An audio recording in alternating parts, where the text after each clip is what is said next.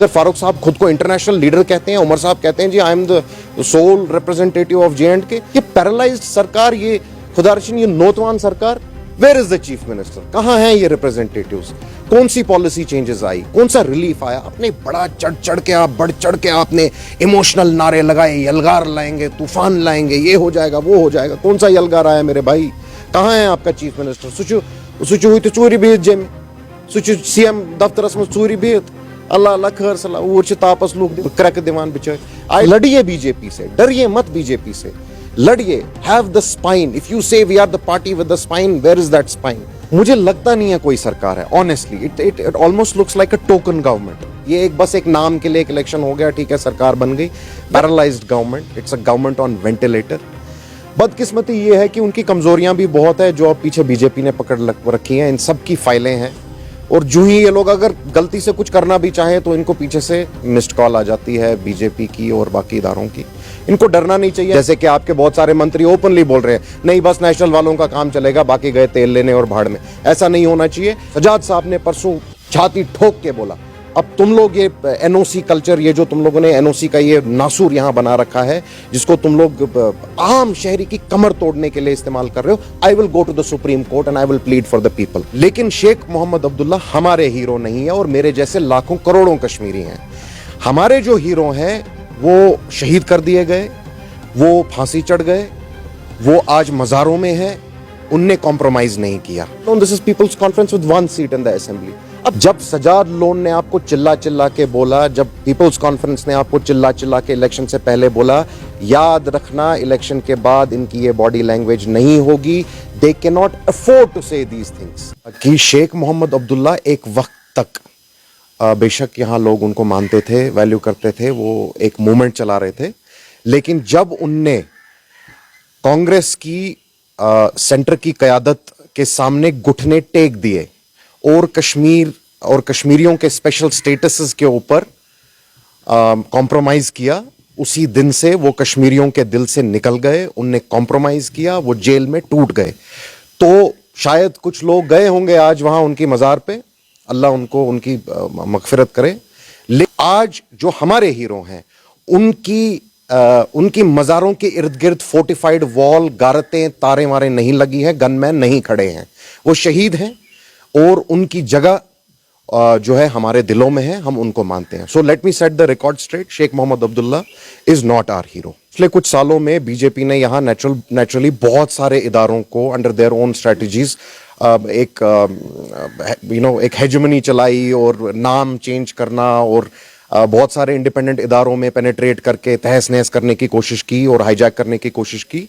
बेशक it should be resumed to what is right. However ये भी बोलना चाहूंगा कि जब बीजेपी की ये कैंपेन से पहले भी बहुत सारी इरेगुलरिटीज थी इन इदारों के अंदर, तो नेशनल कॉन्फ्रेंस का ये कहना कि जी हम इसको we will take it back to what it was, to its initial status, that status should be pro people.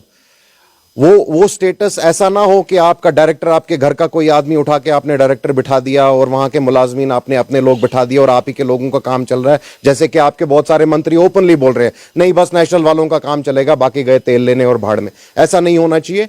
It needs to be taken, it must be now taken, now that they are in the government. इसको वापस लेना चाहिए उस status पे जो pro people centric हो, जिससे लोगों को फायदा मिले, ना कि सिर्फ नेशनल कॉन्फ्रेंस के लोगों को। जब किसी इंसान को एक स्ट्रोक आ जाता है और वो फिर पैरालाइज हो जाता है, तो उसी तरीके से मैं इस गवर्नमेंट को देखता हूं। ये मैंने लास्ट टाइम भी बोला था, क्या हो गया यार, जेल जाओगे, है ना, कुछ केसेस लग जाएंगे, don't worry, then people be with you. लेकिन ठीक है, they are focused on their own interest. I don't see कोई रिलीफ है, कोई राहत नहीं है, कोई थोड़ा यार, I mean you are elected, आपको लोगों ने अगर आप वोट दिए, अगर आपने ऑफिसेस, अब you are sitting on your chairs, तो अपना थोड़ा दम दिखाइए। और अब हम करते, लेकिन हमें करने नहीं देते हैं। ठीक है यार, everything is not black and white, there are shades of grey as well in between.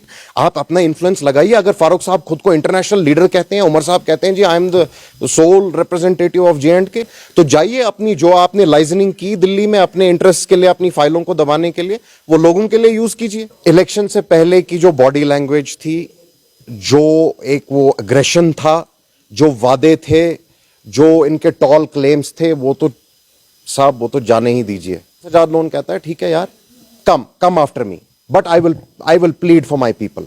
मैं आपको एक बात बताऊं सर, अब ये इन लोग की तो फुल फ्लेज सरकार है, तो कहां गया वो एग्रेशन, कहां गई वो बॉडी लैंग्वेज?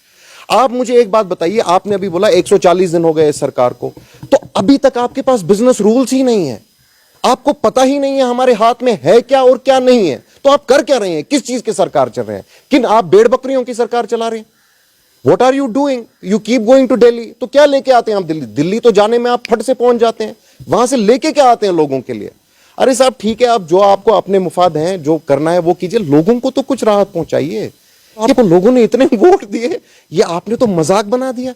हम तो पूरे हिंदुस्तान के यूनियन में एक मजाक बन रखे हैं। यूटी तो पहले ही इतनी बेइज्जती हो रखी थी। को लाल बत्ती चाहिए थी, एस्कॉर्ट चाहिए था, प्रोटोकॉल चाहिए था, और चाहिए तो बहुत कुछ चीजें थी जो जिसका देखिए, जैसे सजाद साहब कहते हैं ना, they are born with silver spoon, तो इनको उसी चीज की आदत है। लेकिन इस दफा मिला नहीं वो सब, क्योंकि बेच बेच के ये लोग ये भूल गए कि इन्हें अपनी खुद की जमीन भी तंग कर दी। कश्मीरी तो बेचारा मर ही रहा है, लेकिन इनकी ये जो यहाँ के स्पेशल स्टेटस बेच के इनने खुद की जमीन तंग कर ली। अब वो तड़ तो रहा नहीं। मैं तो ये भी सुन रहा हूं, अब तो न्यूज रिपोर्ट्स भी आने लगे कि ये डिस्ट्रिक्ट की रिव्यू मीटिंग के लिए जाते हैं, वहां तो एसएसपी भी नहीं आते हैं। इनकी इतनी भी वर्थ नहीं रही अब। लेकिन लड़िए साहब, लड़िए। आपने बड़े किसी भी स्टेट या यूनियन टेरिटरी में the people and their interest, their welfare, their livelihoods should be the utmost priority.